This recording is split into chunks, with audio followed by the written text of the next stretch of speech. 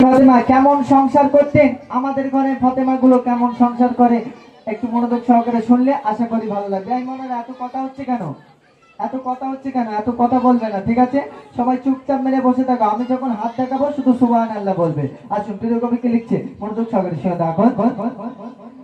জানাতে দিলা মানে আমার নবী নন্দে, জানাতে দিলা মানে আমার নবী নন্দে, কাকা ছিলেন তিনি, কাকা ছিলেন তিনি, শোনো দাদার কাহিনী।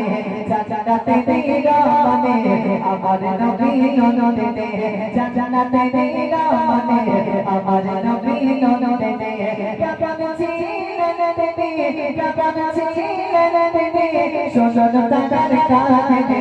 জানাতে দিলা মানে আমার নবী নন্দে, জানাতে দিলা মানে আমার নবী নন্দে। জানা ছিল কাকা তার কানে, জানা ছিল কাকা তার কানে, গো মা ফাতেমা, গো মা ফাতেমা, যত তার দাবিনে। জোরে হবে সুবহানাল্লাহ, আরেকটু জোরে হোক না সুবহানাল্লাহ। তাহলে মা ফাতেমা তিনি যে বোরকাটা পরতেন হাজারো জায়গায় ছেঁড়া ছিল, একটু মনোযোগ সহকারে শুনবেন। তিনি যে বোরকাটা পরতেন হাজারো জায়গায় ছেঁড়া ছিল, তালি মেরে মেরে খেজুর পাতা দিয়ে সেলাই করে করে সেই বোরকাটা পরতেন, কিন্তু কোনোদিন বিনা পর্দায় বাইরে যায়নি। আরেকটু জোরে হোক না সুবহানাল্লাহ, বিনা পর্দায় বাইরে যায়নি। আর আমাদের ঘরে ফাতেমাদের যদি একটু শাড়ির কোনা ছিঁড়ে যায় তো আমাদের ভাইদের দুপুরি বাস পড়ে। কেন বলেন তিনি? বলে আমি তোমার একমাত্র বিস্কুট কালারের বউ, এই সেরা শাড়ি পরে ঘুরলে হয়, আমার জন্য একটা শাড়ি আনো। এখন ভাইজান বাজারে গিয়েছে, কায়দা থেকে 2000 টাকা দিয়ে একটা শাড়ি এনেছে। যেই শাড়িটা ভাবি হাতে দিয়েছে, ভাবি এনে আমাকে তুলে বলতে তোমার চোখে 40 হয়েছে না 45 হয়েছে, একটা কালারের চাপ।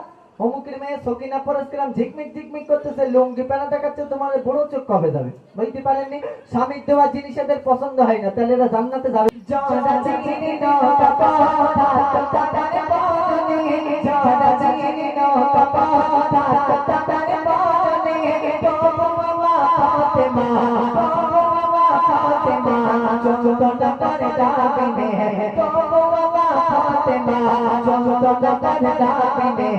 জানাতে দিলা মানে আমার নবী নন্দে, জানাতে দিলা মানে আমার নবী নন্দে, কাকা ছিলেন তিনি, কাকা ছিলেন তিনি, শোনো দাদার কাহিনী।